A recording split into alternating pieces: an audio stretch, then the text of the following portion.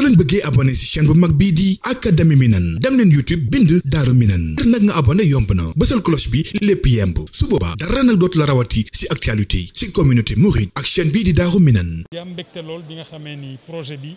état du Sénégal di mettre en place ànd ceeg ONG bu tudd GGGI nga xam ni gouvernement Luxembourg moo ko financé dafa tàmbali di jàppale état bi ci système boo xam ni dinañu dimbali ngir lépp loo xam ni dafa jóge ci mbalit yi nga xam ni plastique la ñu mën ko transformer ndax soo xoolee dëkkuwaay bu mel ni Touba xayma nañ ni weer bu nekk daal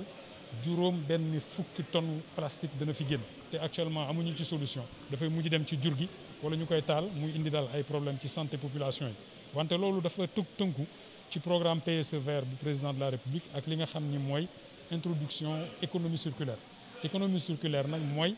ñu fexe ba nga xam ni mbalit yi nga xam ni day jóge ci kër yi étape bu mu mënti toll rek nañ fa créer de la valeur maanaam plastique bi laata ñuy dem di commander ay dàllu plastique wala ay pôlu mbalit plastique bitim réew di ko indi ñu fexe ba plastique boobu ñu créer ay usine de transformation ba nga xam ni plastique biy jóge ci kër yi nañ ko mën a transformer pour mu amal nit ñi njëriñ ak aussi mu créer ay emploi nañ jàpp daal xëy na ñun li ñu xamoon ci mbalit mooy tuuri mbalit wala suul wala taal léegi nag gouvernement bi dafa tënku ci mettre en place ay industries yu bees yu bëri yoo xam ne dinañ mën a transformer plastique bi ba pare aussi créer ay emploi pour jeunes te dina weesu aussi plastique bi ndax dinañ xool sax wàllu compost dina mën a dugg ci agriculture ak aussi énergie ndax mbalit bi mën nañ ko convertir aussi en énergie donc Sénégal daal mu ngi jublu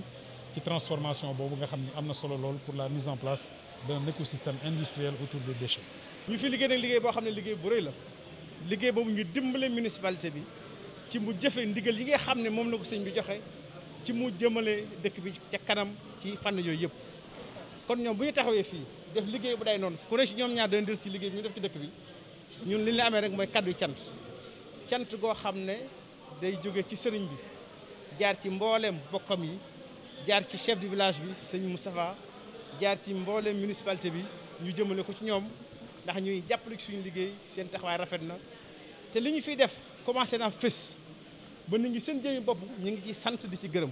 ndax tey jii gis ne ay kër yoo xam ne bañ demee kër yi seen bopp ñoom ñoo taxaw wax ne kat lii baax na ci ñun sant nañ leen gërëm nañ leen ndax amal nañu njariñ te liggéey bi nga xam ne ñu ngi koy def ci nit ñi la jëm kon nit ñooñu nag ñoom ñooy atte kon ñooñu buñ taxawee nii lii baax na ñun mënuñ ci am lu dul rek satisfaction mënuñ ci am lu dul rek xol bu sedd di xam ne rek ni ñoom ñii ji yaay liggéey bi ñuy def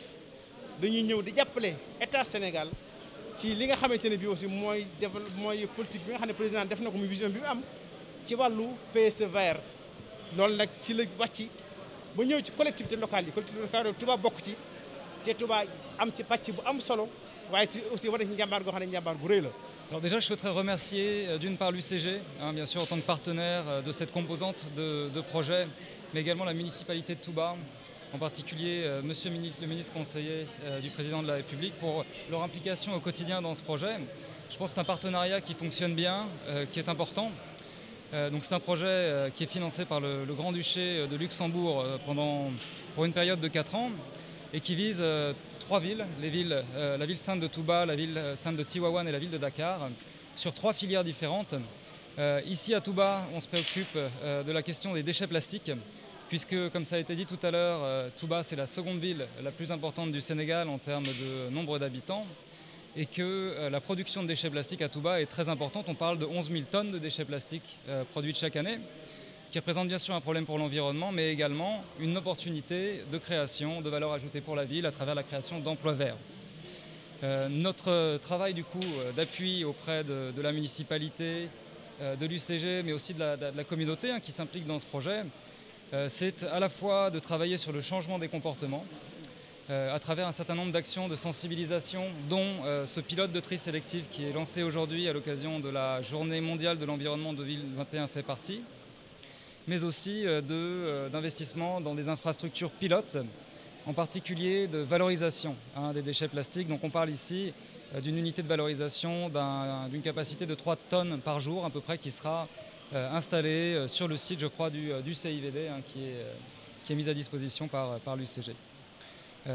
Cette unité, en théorie, devrait permettre de créer environ 33 emplois. Voilà. 33 emplois permanents dans la ville de Touba. soo leen bëggee abonné ci chaîne bu mag bii di Académie Minane dem leen YouTube bind Daaru Minane ngir nag nga abonné yomb na bësal cloche bi lépp yemb su boobaa dara nag dootu la rawati ci actualité ci communauté mouride ak chaîne bii di Daaru Minane.